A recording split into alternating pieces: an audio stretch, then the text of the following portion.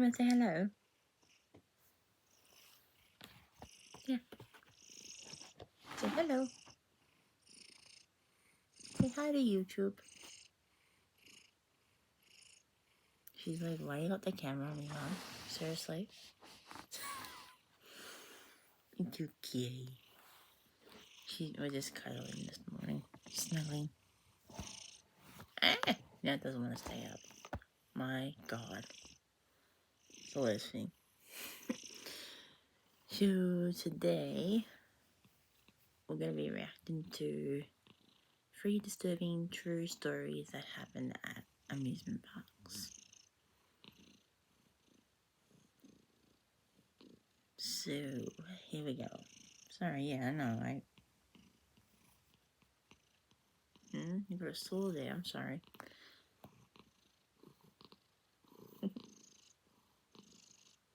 I don't know if you can hear her. She's purring like anything.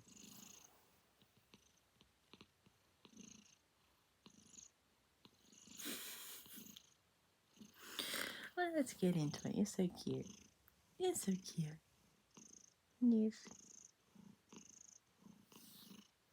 Alright, let's get into it.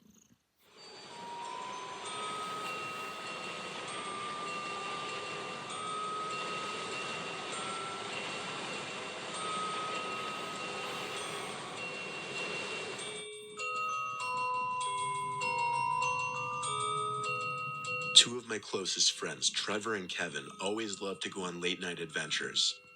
I have so many fond memories going on creepy midnight exploration sessions with them, but I have some not-so-great ones as well. However, the worst experience was the night we went to Joyland Amusement Park in Kansas, an abandoned park surrounded by a somewhat typical suburban area. We lived only 10 minutes away from the park, so we figured it would be our next late-night destination. We always brought our Phoenix flashlights, backpacks, and boots whenever we went to places like this. Today, mostly everything in Joyland Amusement Park has been torn down, but this was back in like 2011 or 2012, and at that time, most of the buildings and rides were still standing. We pulled up on a side road next to the parking lot since it seemed a lot less sketchy than pulling up into the parking lot itself. Then we figured we should just pull up onto the grass next to the woods by the park, because God forbid if a cop would drive down the road. Kevin led the way, while Trevor and I followed behind, talking to each other, sometimes joking about how much more eager Kevin was to move ahead than we were. We kept our voices low, however, because we never knew if there might still be security in places like this. All the carnival shacks that once held concessions and games had now been ransacked, trashed with cans and bottles, and sprayed with graffiti. It was basically the scene that you would expect to see in an amusement park that had been abandoned for years. Even though the park was surrounded by suburbs, it was kind of encased in by woods in almost all directions. So instead of late-night traffic, all we heard were crickets and other night creatures. It added to the experience because, to be honest, all three of us in a certain way liked being freaked out. We walked into another carnival game stand. This one with the paintings at top still not completely worn away or graffitied over. It had some smiling cartoon character holding a dart gun, so I'm guessing it was some kind of target hitting game. Now it was just rubble and litter on the grounds. Suddenly there was the sound of a glass bottle breaking not too far away. When we turned in that direction, it became clear it definitely came from the bigger looking building. Perplexed and kind of shaken, the three of us went in that direction. We stopped probably 2/3 of the way there when we saw someone standing in the corner of what was once called the Wacky Shack attraction. The person was legitimately just standing facing the corner wall of the entrance. I whispered at my friends to back away slowly. There was clearly something wrong with this person, and we didn't want them to hear us. We backed away, trying to avoid making any noise. It was almost like something out of a cliché horror movie when either Kevin or Trevor stepped on a beer can, which made a really loud crunch. The person standing in the corner turned their head and looked at us, but the speed in which they turned their head was what really scared me. It was almost like a deer. We could now see it was a man. He had a deranged look on his face. The three of us simply walked quickly away. We didn't run because that would only be more cause for this person to chase us. We made it to the woods where we would cut through to get to the car. Halfway there, Kevin looks back and mutters, "Oh shit." We look back and see the guy just standing stiff next to a tree in the distance, a few meters away. Oh, God. Running seemed like our only sensible option at this point. It didn't take long before we were at the car. We screamed at Kevin to unlock it as he fumbled for his keys. As we got into the car and looked out the windows, we could all see him again. This time once again standing stiff like a statue, hunched over by the tree line to the woods. Kevin drove off, and Trevor and I screamed out taunts to the man. That didn't mean we weren't still absolutely shaken permanently. It's scary to think that none of us ever actually saw that weird man move. He seemed to always be standing still whenever we saw him. That's creepy. Desperate to smash a burger? Or maybe it's knocking off your to-do list. Get $0 delivery fees on your first order. Like, nah. I was taking my family on a road trip to South Florida. It was a long 2-day drive, and I could tell my kids were getting restless. I saw a sign for an amusement park zoom by on the parkway, so I figured I'd treat my kids and take them to an amusement park for a couple hours. It was late already anyway, so we were just going to stop at the hotel soon. I figured I might as well. My wife and I followed our 2 kids, Tommy, 7, and Trish, 5. They ran ahead of us to find a ride they wanted to go on. I had to admit, this was one pathetic-looking amusement park. There weren't many other people there. There weren't many attractions either. More than half of what appeared to once be attractions and games were now just empty stands and buildings. As long as the kids were happy, though, that's all that really mattered. Tommy was running so far ahead, pointing at one of the rides ahead in the dark. I thought for sure he was pointing to the Ferris wheel, but when he made an unexpected turn left and out of sight, my wife and I screamed for him to come back here immediately. When he didn't come back, I told my wife to wait there with Trish while I ran as fast as I could to chase after Tommy. I couldn't find him anywhere, though. My heart began to race. The feeling of losing your small child is a painfully scary feeling that will literally make you feel sick inside. I stood in place looking around in a full 360 motion, breathing heavily, afraid someone might have taken my son. I ran to the nearest worker I could find and gave them my son's description.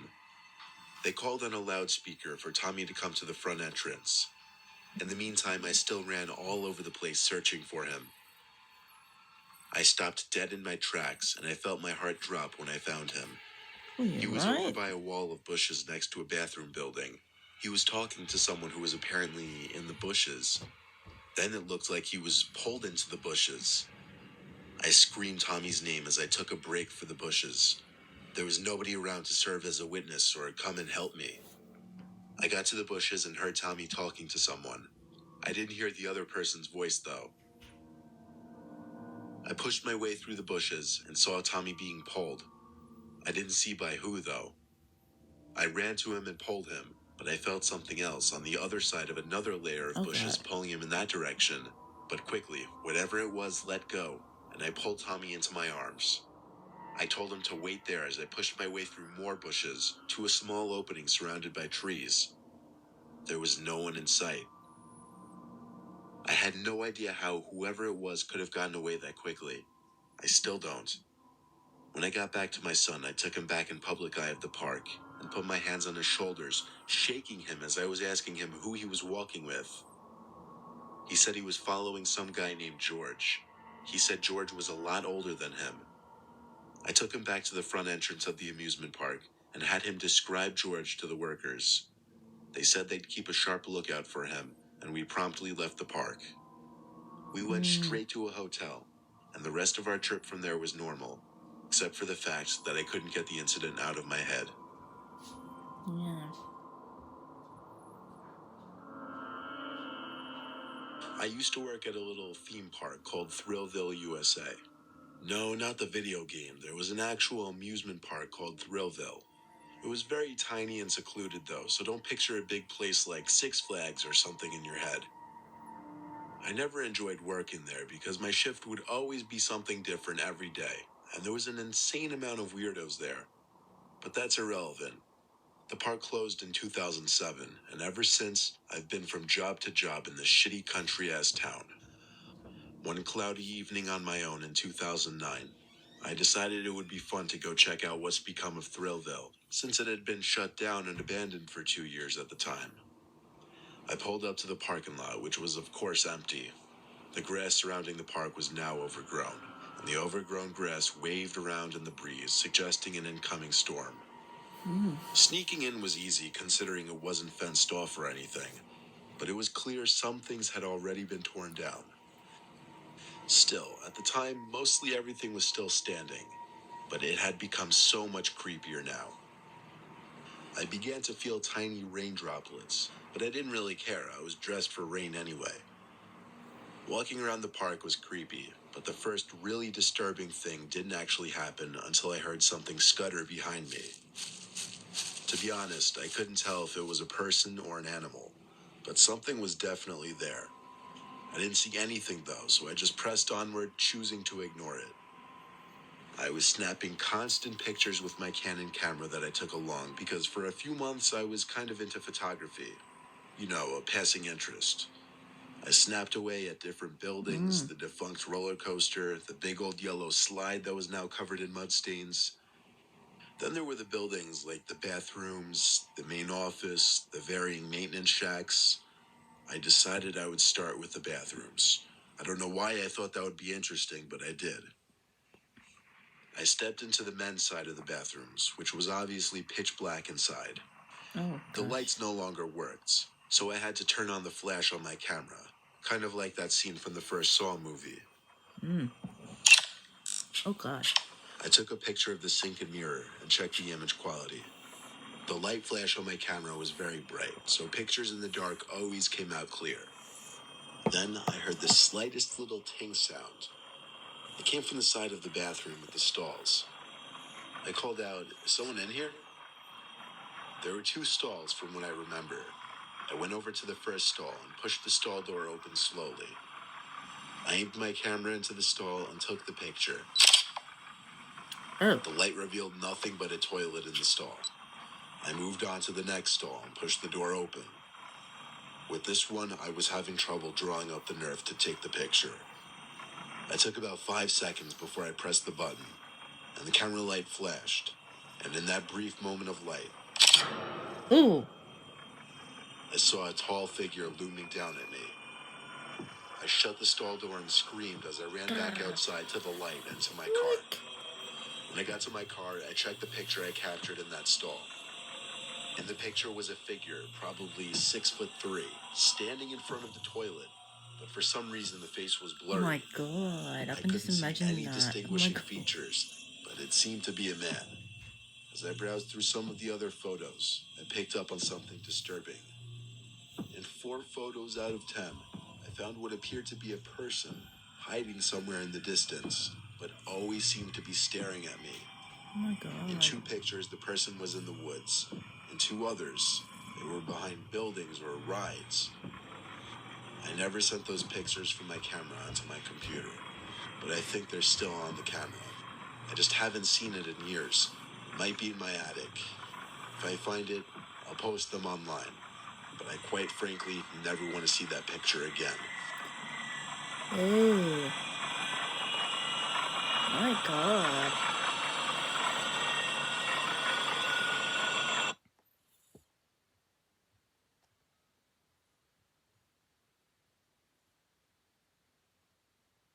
That last story creeped me out. Oh my God. I got, like, you can just imagine being in an amusement park and then using a toilet that has no working light, but you have to use your flashlight. It's like, if that was me, I'd be like, light not working, no worries. I'll just hold it. But if it comes to the point of where you can't hold it, it's like different story. I'll just be like, you gotta brave it up and just use it. But like, man, when he took photos of, like, when he was taking photos and got the picture of that figure,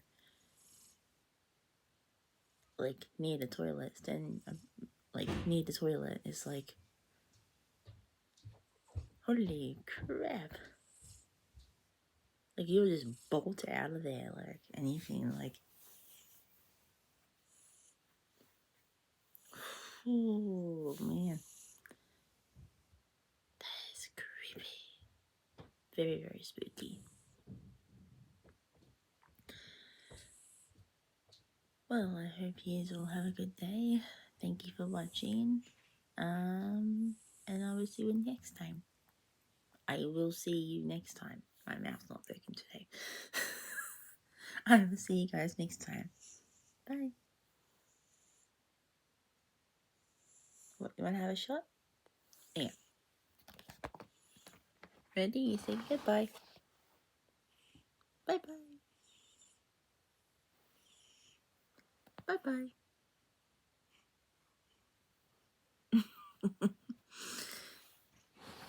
See you guys.